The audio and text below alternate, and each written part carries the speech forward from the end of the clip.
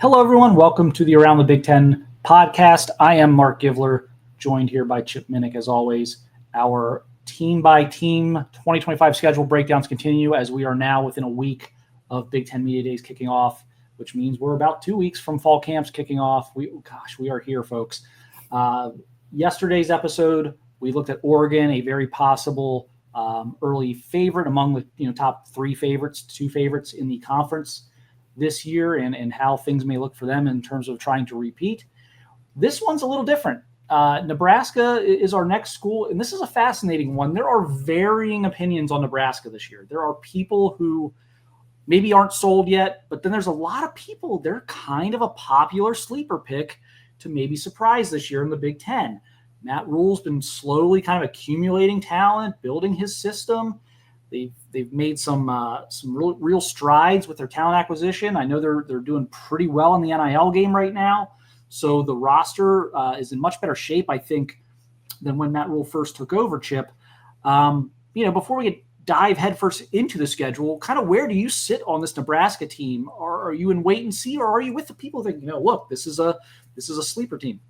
I'm with the people that say it's a sleeper team. When I know we're going to be looking at the schedule here, but it sets up very nicely for Nebraska. The fact that they have, when it comes to their non-conference, as well as they don't have to play Ohio State this year. They gave Ohio State a lot of fits last year. So it's the kind of thing where when you look at the schedule, that by and large, I think it's when you talk about the high expectations. You referenced Matt Rhule, improving the roster. I think Matt Rhule, I'm not saying that he's fanning the flames, but he was the one last year at the end of the season when Nebraska was able to end that 6-year streak of not going to a bowl game, of basically saying, like, I don't want this to ever be, this kind of, that you barely made it to a bowl. Like he, in essence, said, it's like we should be in bowl games from here on out. So I think that's kind of contributed to the high expectations for Nebraska going into 2025. No doubt. And for people who listen or watch us regularly, I've been a Matt Rhule guy in terms of, I thought this was a great hire for Nebraska. I think, pretty highly of him as a coach. I think he's got the right attitude where he realizes he's rebuilding, but he's not going to use that as a crutch and, talk about, we're still rebuilding or temper your expectations. No, he wants the big expectations that have historically come with this job. So I think he is the right guy for the job. And I do like their schedule outlook here. Before we dive into it too much, I will read it again. Sorry, people, if you're watching, but we got audio listeners, so I gotta go through the schedule here. Nebraska starts off with a neutral site game in Kansas City at Arrowhead Stadium against Cincinnati.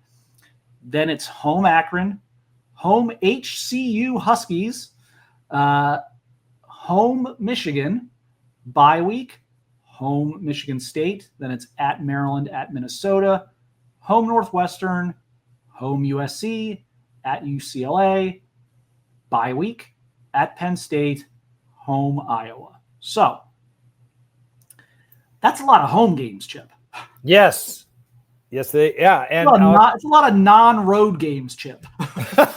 Well, I mean, what that Cincinnati game, that's going to be something where if I'm just thinking like last year in terms of the non-conference. Now, granted, I think that last year with Colorado, the hype was, and it was in week 2. But I think that's a kind of game where, all right, for the opening game of the season, national television audience, I realize on a Thursday night that you kind of use that as a springboard for the enthusiasm, so to speak, to kind of like, okay, here's our opportunity to show the country that Nebraska is back. And so this is that Cincinnati game looms large. I don't think they're going to have any problem against Akron and or Houston Christian. I apologize if I have fans of either of those programs watching or listening to the program, but just my humble opinion, that Michigan game looms large because a few years ago, Michigan went out to Nebraska and completely destroyed them. And that's a 3:30 kickoff, a CBS game. So that those Nebraska fans are going to be more than ready and amped to try and exact some revenge against the Wolverines in September. I'm just glad you knew HCU was Houston Christian and that you threw that out there because I had no idea. So I was like, oh, HCU Huskers. Yeah, that's well, it's one of those things. It's like, hey, I mean, I'm not, and this is going to sound condescending. It's not meant to be. I'm not a big fan of playing against lower level opponents in the sense of, for example, like HCU, being, for example, like a lower division. I get it though, that, it's one of these things where when you have an opportunity to kind of, rebuild your program. And I know that, that Matt Rhule has never kind of said that, but I think this schedule just sets up really nicely. I think that Cincinnati should be competitive, but that's a game that Nebraska should be expecting to win. I would be surprised if there are not a tremendous amount of Nebraska fans in Arrowhead Stadium. It's just closer geographically. And as I said a few moments ago, I think Akron, they'll be creative, but I think Nebraska has too much, and HCU, same thing. So Nebraska should be at worst 3-0 before they welcome in the Wolverines in September to Lincoln. Yeah, I agree. Look, it's like way too early to sit here and be like, these are my week one, gambling locks or whatever. Right. We don't know what we don't know yet. But I think that's a game, like if there's two that I've seen out there in the ether so far where I'm like, boy, is that juicy. If we weren't like 6 weeks away from kickoff where like anything could happen in like fall camp with injuries that could totally like derail the bet. Nebraska over Cincinnati, not just to win, but to cover. And I'm looking up what the latest line is here right now, is one of my two, like, boy, do I love that type of plays. Sure. I'm seeing 6.5 right now. I'm seeing you can get minus 6.5 Nebraska. So if they win by a touchdown or more, I think they're going to win. I think they're going to make a statement. As much as I'm a Matt Rhule guy, I'm not a Scott Satterfield guy. I could not believe that's the direction Cincinnati went after just kind of like years and years and years of like churning young up-and-comers and having a ton of success with it, that they went with a guy who's kind of was getting run out of Louisville, who kind of left before he could get fired type of thing. And I just think that's going to be – I think the talent – will be slanted to Nebraska, but I think that'll be a big time coaching mismatch. And the game being played at Arrowhead, I think we're going to be talking like 80-20 Nebraska fans. I think that's going to be mostly a Nebraska home game. So that's, I can't leave everyone hanging. This is like totally off topic to the Big Ten, but my other game that I love is Georgia Tech minus 4.5 at Colorado. Those are the two that I've seen so far where I'm like, yep, if those are still the lines in like a month and there's been no devastating injuries, then I will be on those week one. So yeah, 3-0, I'm with you. I think it's a 3-0 start.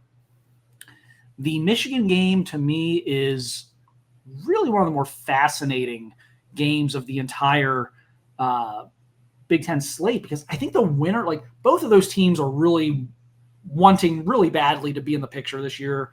Neither of them were last year, even with Michigan's, great finish to the season. They were kind of an afterthought in the Big Ten race last year. And these are proud programs that are hoping to do better this year. And the winner of that game, I think, is going to be feeling incredible.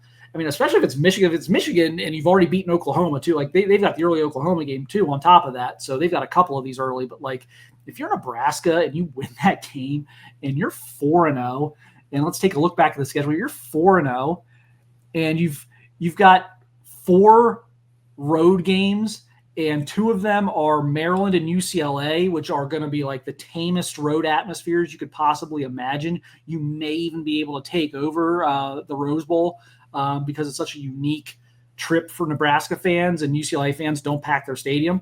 Like, you really just come down to like, okay, can you survive at Minnesota? Can you survive, and then how do the Penn State game's obviously very difficult, but, can you do anything at Minnesota, and can you survive home games against USC and Iowa? And now all of a sudden you could be looking at a 9-10 win season if things fall your way. So I think that game is huge for both of those teams, but obviously especially Nebraska as they try and kind of reestablish themselves as a national program. Yeah, the key for Matt Rhule, if Nebraska does start out 4-0, that they take care of business against Michigan in September, and then they have that bye week. Is okay. How well can Matt Rhule make sure that his guys stay focused on the task at hand? I know we haven't talked about Michigan State yet, and I know that Michigan State's going to be the visiting team, but that's the kind of thing where it's like I could see it. Like sometimes teams get like a little too sure of themselves, and that's when like being able to not only handle and bounce back from adversity is a key component or element of a team's maturation, but also I think being able to manage and success in the right frame of mind. So again, we still have to see what kind of teams Nebraska and Michigan have. That September game, but I'm looking forward to it just because, as I said earlier, I think if I'm a Nebraska fan, this is the kind of game that you have circled because not only is Michigan a traditional big time opponent, but what they did to Nebraska a couple years ago in your stadium,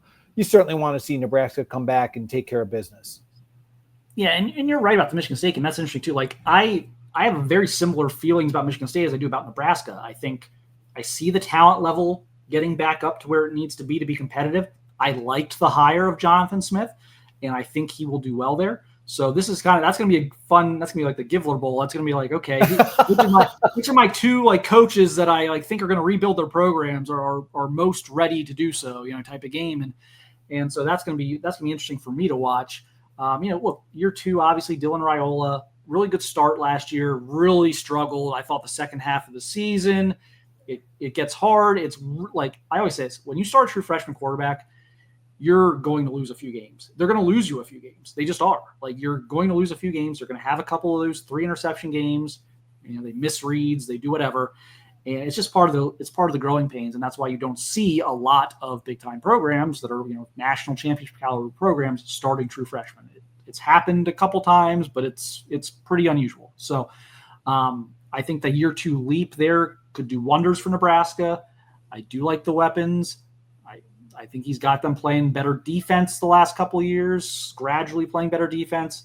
So it's going to be an interesting team to watch this year. Now, interesting and competitive aren't necessarily the same thing. So, Chip, let's put our money where our mouths are. What's best case, worst case here? Okay. Let's say that I'm going to stick with my original 3-0 non-conference. Let's say that, even if they stumble at home against Michigan, I could see them possibly stumbling on the road at Minnesota. And I'm going to say that, against Penn State, I could see them losing there in November. The Iowa game is always, that always comes down to just basically the final.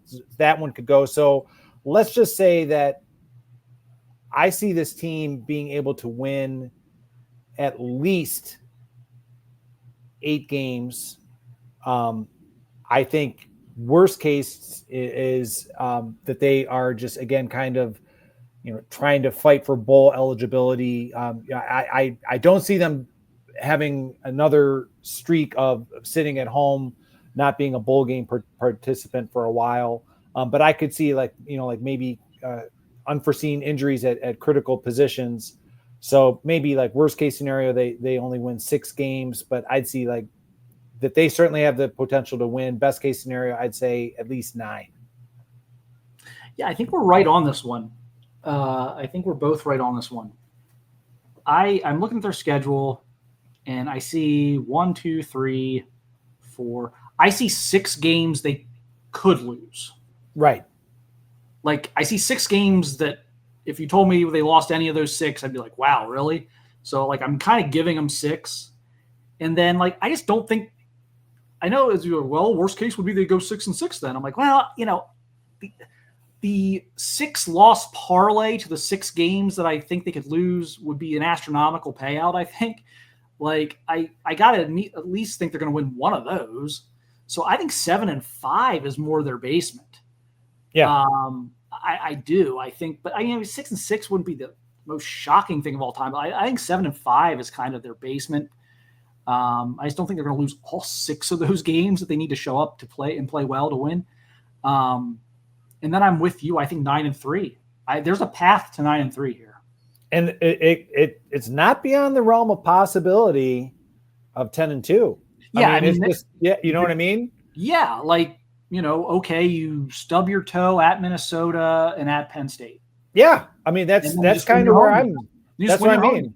Yeah, I mean, like, that's kind of why, like, I didn't originally think of it as being like, okay, like, and I like the way Nebraska's 10-2 this year. Yeah, well, I never thought of it until you said, like, oh, like the Givler Bowl, but like that October 4th game, it really will be one of those kind of a game that when the 2025 regular season is done, and especially within the Big Ten, that you'll look back at and you'll be like, that might have been pivotal for both teams, depending on who won and more importantly, like how, the team that lost it, like how they responded. But getting back to it, it's like, it's not, I think that it's going to be, Nebraska is probably going to have more emotional investment in that game when they host Michigan before they have their first bye. The fact that when they go on the road to Minnesota, they're going to be the underdog. Already mentioned how, for example, I would say, like, if there's one that I would say for sure that they are going to be definitive underdog is at Penn State, just simply because of the fact that it's going to be there. And then, the Iowa game is a coin flip, but it's like, the possibility of Nebraska having a magical season. And that's kind of where we started, when I was talking about Matt Rhule. He's not fanning the flames of expectations, but he's kind of, his track record kind of in the back of your mind, you're thinking, okay, he's built up this team, the talent level, the expectations from the players themselves. Like, we should be able to compete, and the fact that they finally broke through that streak of not going to a bowl, that's just like something that they can kind of put behind them, and they can build upon what they started with Dylan Raiola, like you said, like the growing pains. I'm on record as saying I'm very enthusiastic about what Dana Holgorsen can do with a whole off season. And the reports are that Dylan Raiola has lost weight. Not, so I'm sure that he's, some of the things that Holgorsen and Rhule have been working on to kind of make sure that Dylan Raiola, okay, this is your team. You have to lead it. We're expecting big things. You and I are both on record being very enthusiastic about the transfer portal additions that Nebraska had. So, I think Nebraska, it's fair to call them, a sleeper team that could surprise. Yeah. As I kind of process this whole thing, as we look through it, is there any team in the Big Ten, maybe even the country, that has more games on their schedule where it's like, this is a game that sort of defines where your program is right now. So, like, and for both teams, I mean, like Nebraska, Michigan, where are these programs right now? Nebraska, Michigan State, Nebraska, USC, Nebraska, Minnesota. Like, there's like 4 or 5 games on the schedule where it's like, you're right. Is Minnesota ready to next? Obviously, is Nebraska ready to be a contender? But, like, is Minnesota ready to take the next step? Is USC going to get this thing back on the right track with Lincoln Riley? Is Michigan going to get things back on track? Is Michigan State headed in the right direction? There are like 5 games on the schedule where all the hot takes are going to come out after the game, where one team is going to be back and the other team is going to be they got to fire the coach. This isn't working. Like there's just like 5 games like that on the schedule that I think are kind of like program defining. Like where exactly are you right now? Where is your program right now? So that's going to be interesting. It's going to make Nebraska, I think, one of the more interesting teams to watch this season. Completely agree. Final thoughts, Chip, before we I just sign think off? I just think believe in the power of Matt Rhule. It's the history. History is an indicator that this is year 3 is usually a special time. I'm not going to say, put them in the college football playoff, but stranger things have happened. And so it's one of these things where the schedule and the talent kind of line up very well for Nebraska to have a much better season than they had a year ago. And certainly it would not be a surprise to see Nebraska in a very nice bowl game destination at the end of the season. Yeah, I'd be surprised if they're scratching and clawing at the end of the year for bowl eligibility. I think they'll get that fairly early into their schedule and do look for them to be an improved team this year. So looking forward to seeing how that goes. Again, looking forward to some great games on that schedule, especially toward the middle of the schedule where we get to really try and get a feel for where Nebraska is, where Michigan is, where Michigan State is. So going to be an interesting schedule to follow throughout the year. We have more of these schedule breakdowns coming. We're getting toward the end, but we will get them all out here before Big Ten Media Days kick off here next Tuesday. Appreciate everyone watching. Appreciate everyone listening. And we'll be back again soon with another one.